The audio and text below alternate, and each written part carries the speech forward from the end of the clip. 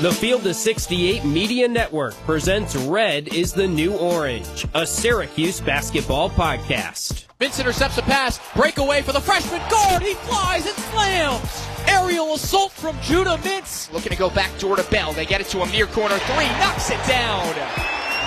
Chris Bell, the sharpshooter. Bringing you everything you need to know out of the 315.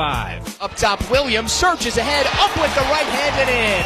A pretty up and under move from Benny Williams to beat his man. Over to Taylor. He skips into the lane, puts up a floater, and drops in. Let's get it started with your hosts, Ian Unsworth and Johnny Gadamowitz.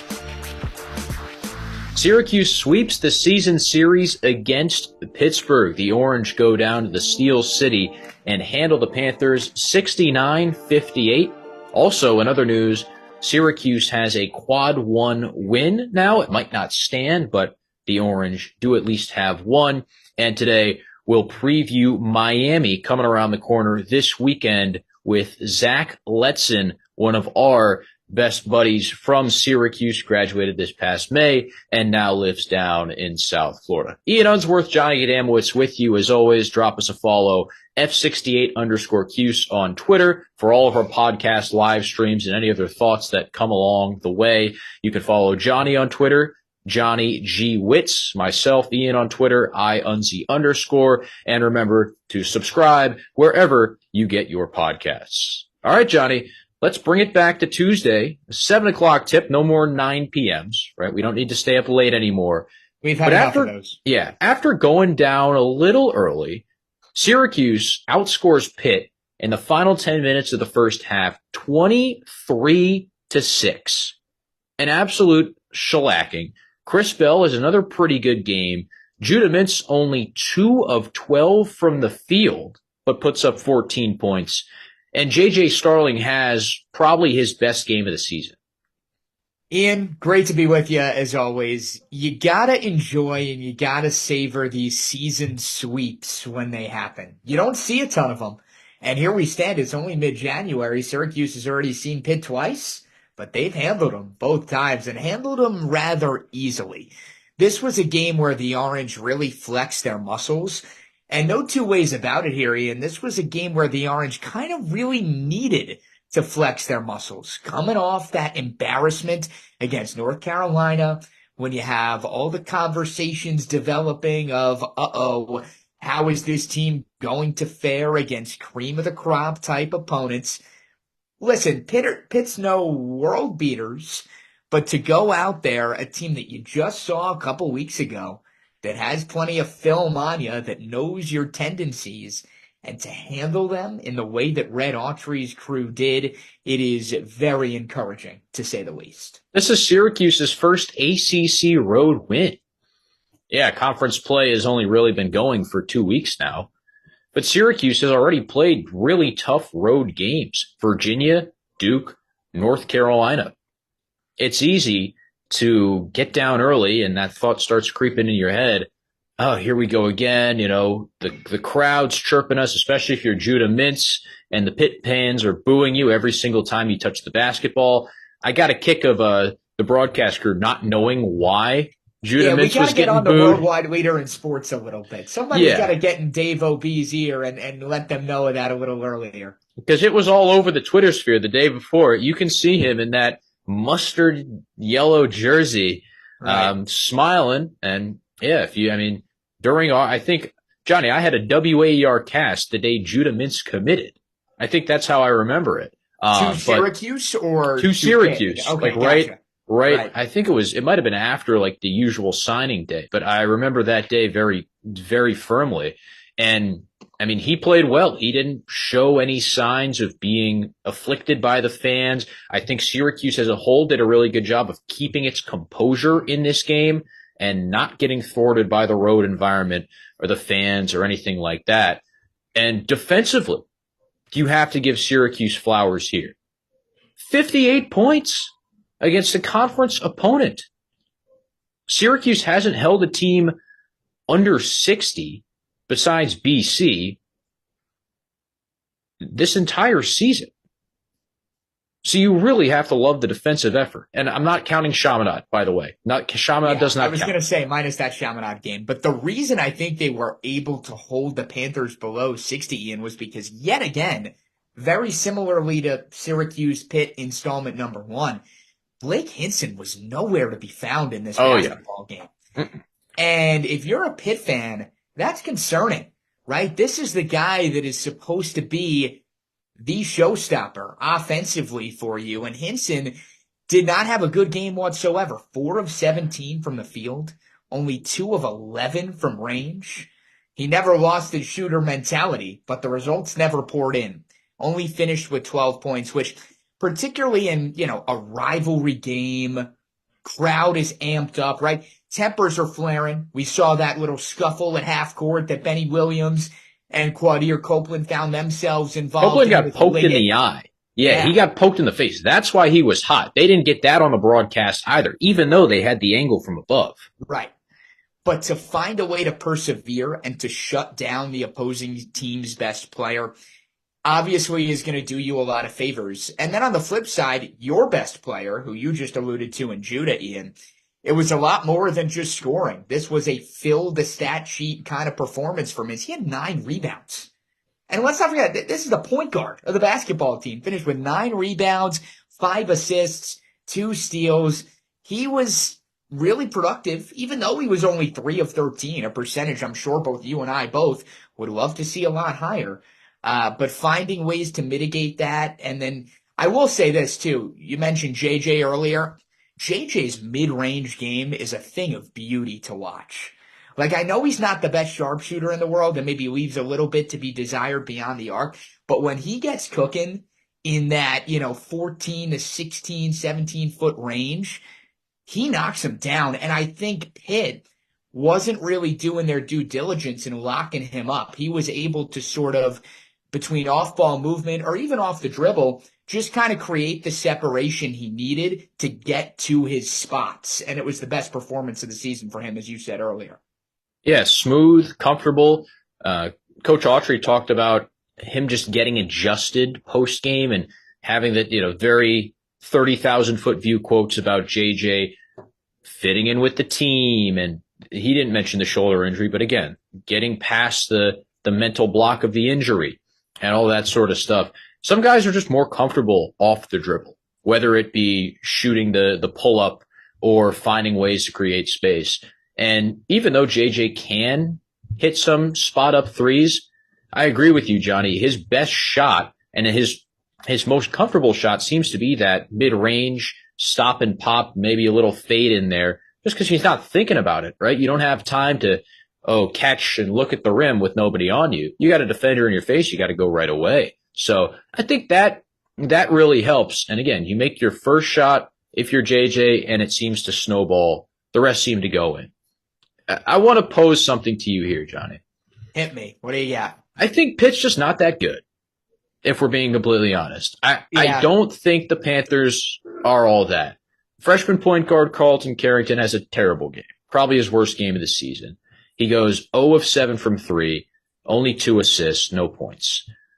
Jalen Love, freshman who I guess bursts onto the scene. I mean, he looked good in the first game, but freshman who just bursts onto the scene has 20, and most of those are after Syracuse has the game and, a pretty confident hold, about 8-point advantage, stretched it out to double digits, and Love's kind of getting his buckets on, whoever's out there at the moment. Kyle Cuff on Quadir a little bit, but the things we talked about, Diaz Graham shooting more threes, Hinson getting in there, none of it really happened. Didn't happen at all. I think this is the one thing. Sorry to cut you off there, Ian. You're good. If there's one thing to know about Pitt, it's the fact that they have played 6 ACC games. They have won 1 of them, and the one team that they have beaten is the Louisville Cardinals. Now, in order to paint the full picture there, the teams that they have lost to include obviously Syracuse, Duke, North Carolina, and Clemson. All pretty quality ACC teams. I think you would agree with me there. So time will tell where the Panthers stand in the grand scheme of things. But you're right. I think even coming into this contest, people were, and maybe us included, we're just as guilty, kind of hyping up the Panthers a little more than we probably should have. People around the country are down on the ACC this year. It seems like we have this conversation every year, but there are only 2 ranked teams in the AP top 25. Duke and Carolina, both in the top 10. Clemson's fallen out. I mean, who else could really be in contention? Miami is not who what we'll they talk were about with real them. soon, has really dropped off the face of the earth. Other than that, like North Carolina State's nowhere close. If we're looking at the Ken Palm rankings, Clemson is 37th, and Wake Forest, who is pretty good, all things considered, sneaky good with a couple of really dynamic transfers, is 39th. But other than that, no one is close to the top 50 in Ken Palm. Mentioned Syracuse's quad 1 win. That's now Oregon, because Oregon is 50th in the net rankings, and you have to be 50th on a neutral floor to be, or your opponent has to be 50 or higher on the neutral floor. That's Syracuse's quad 1 win. But in terms of building a resume, man, the ACC is not looking great, which means Syracuse is going to have to win on the road. That's the result of this cause. You have to win on the road, and you don't really have a lot of opportunities right now to do so. 6 of your next 8 games are at the Dome. You got to win them. And that's exactly where I was going. When you have to win on the road, you certainly better make darn well sure you're winning at home. So Syracuse, at least the opportunity over the course of these next few weeks to sort of set the stage for some of those bigger road trips as far as taking care of business at home. One more thing before we close the book here on this Pitt game, Ian. Got to give credit where credit is due. Hey, 3 straight games in double figures now for Chris Bell. 10 points. I think all of them came in the first half. So as per usual with Chris Bell, you can't have the good without the bad. Love to see it for a full 40. But at the same token, finding ways to just, give us a little bit more of that consistent performance that it feels like we've been asking for really for a year and change now. Taylor made 2 threes as well. That's all you need from those guys, is just a couple of made 3-pointers to stretch out the defense. And it really, really works wonders for the aggressive rim attackers in SU's offense. We'll talk to Zach Letson after a quick word from Rob Doster and BetMGM. As you guys know by now, we've partnered with BetMGM this season. We'll be using BetMGM lines to make all of our picks, and we'll have special offers for the listeners and the viewers of the Field of 68 each and every week of the college basketball season. We have a special offer that will be available starting on Tuesday, January 9th and running through Monday, February 12th, the morning after Super Bowl 58. If you haven't signed up for BetMGM yet, in honor of the big game, you can use the bonus code FIELD158 and you'll get $158 in free bets on your first wager with BetMGM, regardless of whether or not you win that first bet. Here's how you make it work. Download the BetMGM app. Sign up using the bonus code FIELD158. Deposit at least $5 and place your first wager on any game. You'll receive $158 in bonus bets regardless of the outcome of your bet. Just make sure that you use that bonus code FIELD158 when you sign up. And remember, BetMGM is now available under one wallet in select states. As a New Jersey resident, this is super convenient when I have to go cover games in New York or Philly, which happens quite a bit. When you cross state borders, you just log into your existing account and fire away. You don't have to create separate accounts in each state. It's easy, it's simple, it's clean. And most importantly, we have some fun stuff coming up for the heart of the college basketball season. Bet insurance tokens, college hoops odd boosts, and my favorite, a nice juicy parlay boost. So download the BetMGM app and sign up today. Field 158. Let's talk a little Miami here on Red is the New Orange. Ian Unsworth, Johnny Gadamowicz. We've got the man who knows the Canes, Zach Letson, SU class of 2023, graduated with us last May. He's now back in South Florida. He's broadcast for FIU, Nova Southeastern, D2 school, near and dear to my heart. Carlos Ray, my guy, now in the Diamondbacks organization. But he was with the Gary South Shore Railcats last summer, and Zach, you even spent a remote semester at SU calling games for the Hurricanes. So you're very tapped in. You can follow Zach on Twitter. Zach Letson, Z-A-C-H is how you spell the first name, Letson _ and Zach. Let's get started here. You were at the Miami-Florida State game last night. Break it down for us.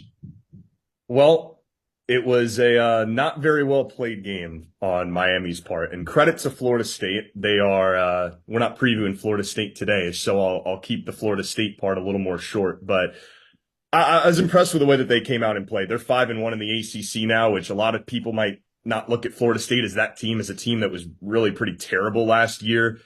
They came out, they played a better game. Miami is really reliant on the 3-point ball, and when that's not falling, things can be a long night at the office. And they started 2 for 16 from 3, so that's going to slow things down. Poor night defensively. Florida State was getting everything that they wanted on the inside. Backdoor feeds were more than I could count on my two hands. I mean, it was getting sickening to a point where they were really just exploiting a Hurricanes team that, one, is not very deep at all, but two, really, really lacks size. And so that makes this matchup with the SU pretty interesting, as two teams that, from like a stat profile standpoint and from a outlook standpoint, record standpoint, really, really similar. So it should be a good game coming up on Saturday. Zach, obviously the Canes to the Final Four a year ago. New look Canes squad this year. I think a lot of people, when they think of the Miami of last year, the Jordan Millers, the Isaiah Wongs are going to come to mind. Those guys out, Norchad, Omier, Wooga Poplar still around doing their thing. What is sort of the identity of this year's squad relative to last year's group that obviously went on that improbable Final Four run? Well, I think you kind of hit it on the head in terms of they're really lacking experience right now. And so I still think that identity is a little bit TBD. They're finding it out. There's only 6 guys in this rotation right now that are playing on a regular basis. Not having Wong or Miller, who are obviously both with NBA teams right now, really just has been a hit, I think. And that is what you have noticed when Miami has played good teams. They've played Kentucky, they've played Colorado last night against FSU, who's more of an up-and-coming good story this year. But they look outmatched, and they look like they've had to play a little more conservative, especially on defense, because if someone like Norchad Omier, who's really their only big playing real minutes right now, gets in foul trouble, things can go by the wayside. In terms of identity, I mean, there's a couple of guys to watch. You mentioned Wooga Poplar. I think he's one of the more underrated players in the league. He is, I think, sorry to interrupt, Zach, but I think Wooga is probably the guy with the best NBA future on this team. Either him or Cleveland. I think Wooga is more of a consistent scorer. Wooga's definitely more consistent than Cleveland. Cleveland's been great, and he's one of 2 main additions to this team this year. But you can't rely on the guy. I mean, last night's a good example. 2 points against FSU, 5 points against Kentucky. Yeah, I wanted him to have that revenge game. They had a little ceremony before the game, and he's an 1,000-point scorer in his career, which is all great and all, but 2 points last night wasn't really his night. So what's different about this year's team, one being Matthew Cleveland, the Florida State transfer. They've also got this 6'8" guard from Switzerland who's kind of flown really under the radar. His name's Keyshawn George. He can be a real nice threat from the outside. He'll probably come off the bench. 21 points against Wake. You don't really know what you're getting with a freshman, but he's part of this new team that's trying to, prove their own thing this year. You talk about Wong being gone, Jordan Miller being gone. There's a lot that has to be fixed, and there's certainly, some of those guys are still back. So it's not a completely new team. Norchad's here, and Nigel Pack is still doing his thing. But there still is a lot that I think they have to prove to fans, to themselves, a lot that they have to figure out. Let's talk matchups here for a second, Zach. Miami plays fast. Average possession length is top 30 in the country. We know Syracuse wants to run. If this game turns into a track meet, who do you think has the advantage? That is a good question. I think that it's almost inevitable that that's kind of the way that this game is going to play out. I might give a slight advantage to Miami because of their ability to shoot from three and their ability to find open shots, whether that's on the fast break or not. But being that they're the number one team in the ACC in 3-point percentage, and you still have guys like Nigel Pack, who, if you give him a little open space, if you have a 2-on-1, a 3-on-1, and he's open for a three, he's got that kind of, I guess, Joe Girard level of confidence that he'll just pull up from anywhere on the court and try to hit it. So I might give UM a slight edge in that department. I do think that this is a hard game looking at how both teams might want to play. I would be surprised if it's lopsided in either direction. You look at this Miami squad from an offensive standpoint, Zach, and they've got options. I mean, 4 guys averaging at least 14 a game. We've sort of talked about at length here, Syracuse just played Pitt, where, the MO is shut down a guy like Blake Hinson, as they did not once but twice, and you have success. With Miami, though, a very different story. Of those 4, Omier, Cleveland, Wooga, and Nigel Pack, who's the guy that if Syracuse neutralizes and finds a way to minimize their offensive impact, it gives the Orange the best chance at walking out of the Dome with a win come Saturday? There are 4 players in double figures, like you said, Johnny, but I think the runaway answer has to be Norchad Omier, because he is the identity of this team in the front court. And if he's struggling, it's a lot easier to see the rest of Miami's game, especially from the perimeter on offense, not going to plan. So Norchad had 16 and 16 against Syracuse last season. He's usually good for one of those high rebounding games. But when he's off his game, things haven't gone Miami's way. UM is 10 and 3 in games this year where he's got 7+ boards, 3 and 2 in all games otherwise. So if he gets in foul trouble, that could spell disaster from Miami. They got a couple other bigs that they like to play off the bench, Michael Nwoko and AJ Casey. They haven't really established themselves, though, as a part of this rotation. The front court is quite literally as thin as it gets. So if Norchad is out of sorts, if Syracuse plans for him defensively and succeeds, I think the Orange win the game. And I'll follow up on that real quick with you, Zach. I mean, obviously, in terms of Syracuse's big man situation, I'm not sure you would even call it big man, because Naheem McLeod surgery, as Autry said, post-game after Pitt, done for the year. That kind of leaves Malik Brown, and then we saw little Peter Carey against the Panthers, obviously Munir Hima sprinkled in there as well. But if this is really a battle down low between Brown and Omier, 2 relatively undersized guys for the 5, how do you see sort of the agility of Brown, the Swiss Army knife, translating over against a guy like Norchad? Norchad plays big for his size, but I think it is a matchup that favors Syracuse. Like I said, Miami, in terms of defending in the paint, it's been a big time struggle. And it's not even necessarily that Florida State had a bunch of bigs and they were just attacking, but they executed well and knew how to attack the rim. So I think this is a game where you could see Malik Brown have an 18 and maybe 12 or 13. And that is the winning formula for Syracuse. I think that's exactly what they need to do. Their guards, whether it's JJ or Judah, need to be aggressive in attacking the rim and getting to the foul line. Because I also think this could be a game where maybe you see it turn into a little bit of a free throw competition. That's kind of what this game was like last year, if y'all remember, which was a great game down here. And a little sad that we won't get the Orange in South Florida this year. The other thing that I thought of is Nigel Pack is small. Syracuse, I don't think has attacked enough small guards this season. But you've got 2 guys that are big for the point guard spot in Judah and JJ, and Quadir too, because he seems to be handling the ball a decent amount. Take one of those smaller guards and get them down low. Like, I don't think we've seen much Syracuse posting up this year, but I think Judah could do it. I think Quadir could maybe do it. Put Pack down there and see if he can hold up. See if he'll draw a foul or 2 and get out of his game, because this size advantage is on Syracuse's side when it at least comes to the 1 and the 2, depending on how much Bensley Joseph, who is not the 3-point shooter, if anyone, plays. Yeah, he's Miami's better defensive guard, but I think what you said is important. Syracuse has the size advantage from a guard standpoint in this game, so it's not the end of the world if the 3-point ball isn't falling from the sky from the get-go. You can attack the rim. Worst case scenario, you get a guy like Norchad in foul trouble, or you get, other guys in that position.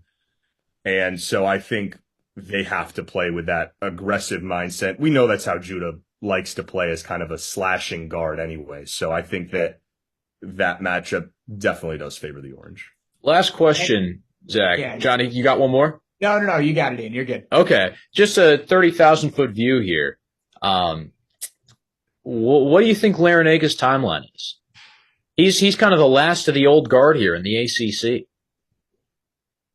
Man, it's a tough thing to judge. Nobody down here wants him gone anytime soon. So if you're asking for I can't go inside the mind of Coach L and tell you, does he have a 3 or 5 year plan before he's going to close up shop? I wish I knew the answer to that question. I don't.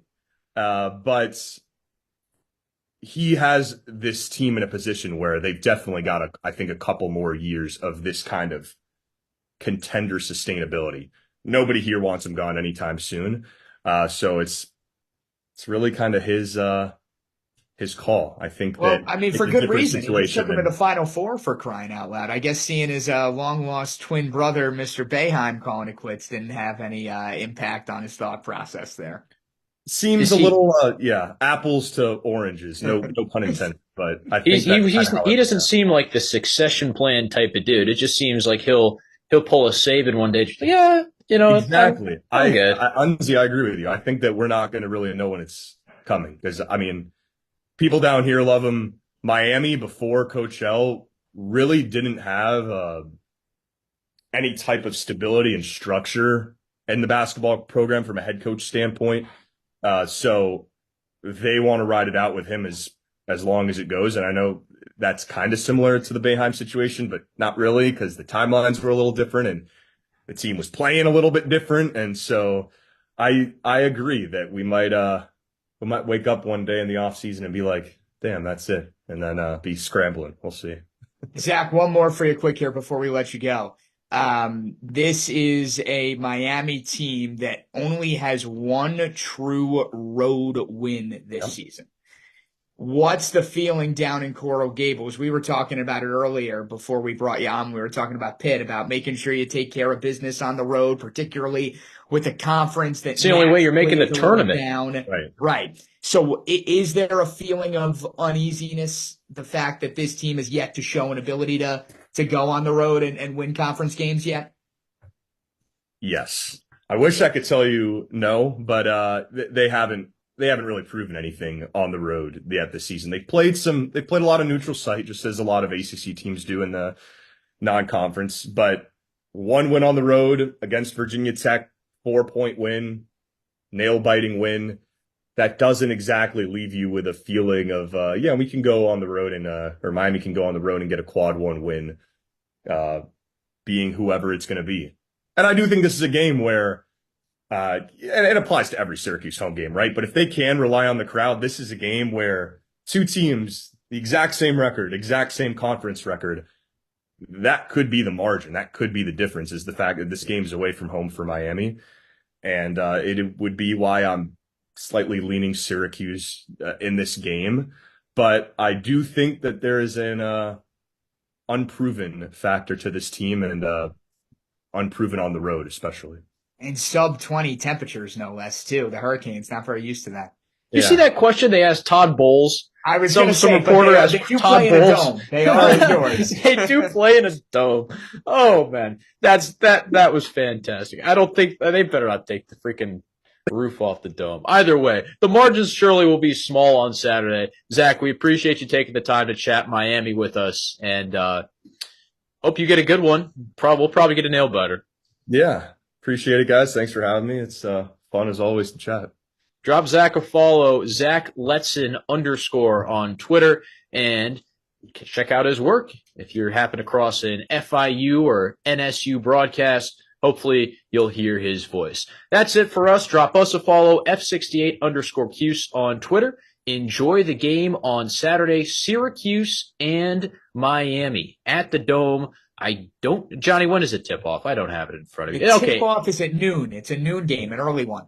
Good. No more 9:00 ACC tip-offs. We are starting this campaign. We're going to ride it out for the rest of the year. Oh. Noon tip, get you up bright and early, and have your rest of the afternoon free. We'll see who comes out on top. All right.